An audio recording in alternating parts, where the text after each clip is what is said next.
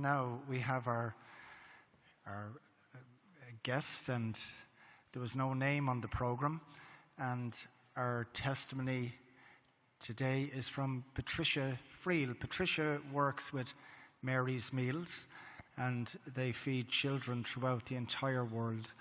And you probably remember Magnus McFarlane being here in about 2018, and he does a wonderful mission throughout the entire world of feeding children, educating them, and giving them new life and new hope, and in countries where they have absolutely nothing.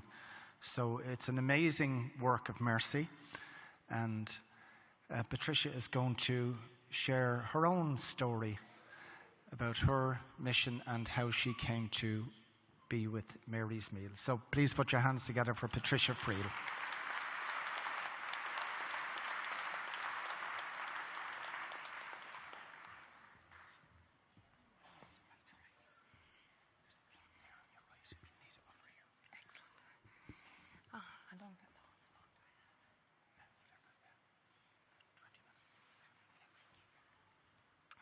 Try and get this mic down. Dawn's a lot taller than I am.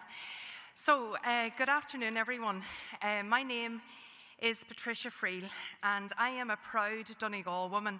Is there any Donegal people in the house? Yay! Now, I have to say, I fell in love with a Cavan man, and I now live in Ballyconlin, County Cavan. So, is there any Cavan people in the house? Whoa! But you are all very welcome here to the Divine Mercy Conference. And it does my heart good to look out and see so many faces. I work for a beautiful charity called Mary's Meals. And Mary's Meals is the simple solution to world hunger. We believe that every child should have enough food to eat and be able to go to school.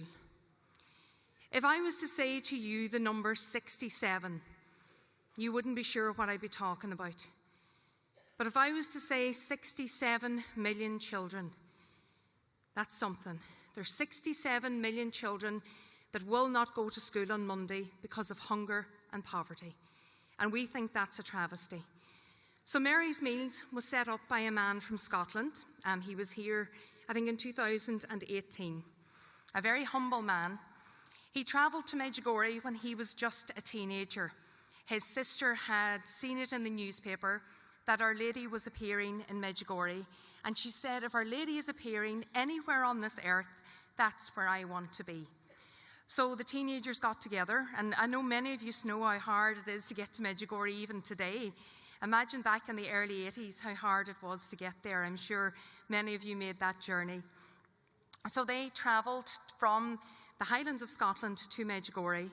They spent a week with the visionaries, they spent a week with the families, learning how to pray in Croatian, and they came home and they basically, I wouldn't say converted their mum and dad, but they re-energized their mum and dad, and they turned their hunting lodge into a house of prayer. It's called Craig Lodge House of Prayer. And then those teenagers went back to work, and 10 years passed, and the Bosnian War started. And when the Bosnian War started, they remembered how good the people were to them. They remember those people took them into their homes, taught them how to pray, and fed them. So they decided to get a convoy of aid and fill up a little Land Rover and join this convoy of aid and bring aid to a refugee camp just outside of Medjugorje. But the wonderful thing was, when they came back from that trip, they thought they'd done a great thing, and they had. The little shed that they had borrowed off their daddy was filled again with donations. The goodness of people, the donations just kept coming. So Magnus, the founder of Mary's Meals, decided he would travel back again, and he travelled back 23 times to Bosnia-Herzegovina. He started to bring medical supplies, so he put an ad in a newspaper looking for a nurse or a doctor, and this very pretty little nurse from Scotland joined him. They're now married and they have 7 children. Isn't that wonderful?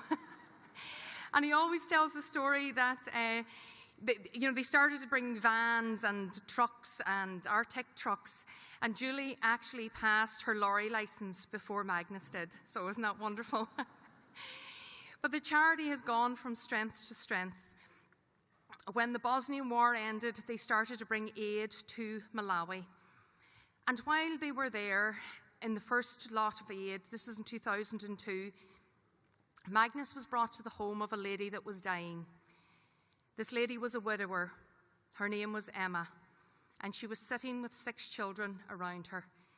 And she said to Magnus, all that's left for me to do now is pray that someone will look after my children. Who will look after my children? And I know I'm looking out at many parents here. I think, imagine leaving your children. And he couldn't say anything. What would you say? He couldn't say, I'll help you, I'll take your children. He just turned to her little boy who was 13, his name was Edward, and said to Edward, what would you like to do someday? And Edward says, I'd like to have enough food to eat and be able to go to school. And that's what started Mary's Meals. In 2002, Mary's Meals started feeding 200 children in Malawi. And I am delighted to tell you that as of yesterday, we were feeding 2,429,182 children every school day.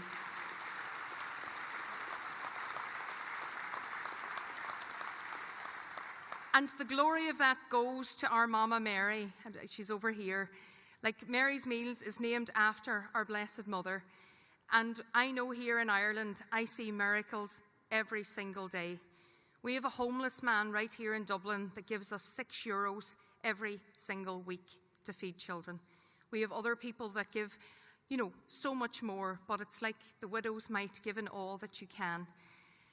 So I have been a volunteer with Mary's Meals since 2013, and then in 2020, the year of the pandemic, I became the director for Ireland.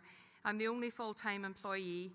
I gave up a job of 12 and a half years to come and join Mary's Meals, and then the whole country shuts down. You can imagine how fun that was. But I love it with all my heart. And in 2019, I got to go to visit Zambia. I paid my own way to go to Zambia. And of course, being a redhead, I was worried about the sun and about getting bit by mosquitoes and whatnot else. But when you land in a country like Zambia and you see the poverty that these people are living in, but then you see the smiles on their faces. They are happier than any of us here with homes filled with so much. But the one thing I remember is there was parents that would come to meet us. And this one day, a mother came and she reached for my hand. And that mother said to me, "Thank you for feeding my child." And I couldn't speak, folks. And even today, recounting that story, I couldn't speak. And she said it again. She says, "Thank you for feeding my child." And I'm thinking, this is a woman standing in front of me. I don't have any children myself, but she's thanking me for feeding her child. And I was trying to push down my tears. And then she says, "Please don't stop. Don't stop feeding my child." And that's when I could push down the tears. And I says, "I promise you, I will never stop. I will never stop." I made that promise to that mother, and that's why I'm delighted to be here today, keeping that promise. So I'd ask you all, if you would just pray for Mary's Meals. We have a mission ahead of us. There's still so many children hungry in this world. We have a small stand here as well, and just a huge thank you to the Divine Mercy Conference for the opportunity to be here. Call round, take leaflets for your parish, and if you have anything to donate to us, we would love to have it as well. So God bless you all, and thank you very much.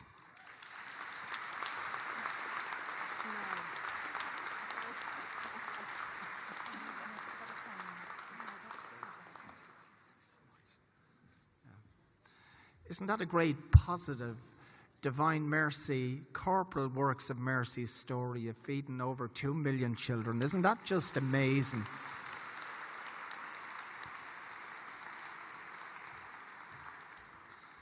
So thanks very much, Patricia, for that beautiful sharing.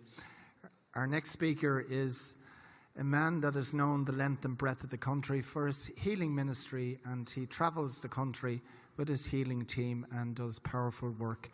A man that's been part of our team for the last 7 years. Every time I ring him to do the healing service on Saturday night, he says, "Don, every year you ring me to do this," he says, "there must be somebody else out there."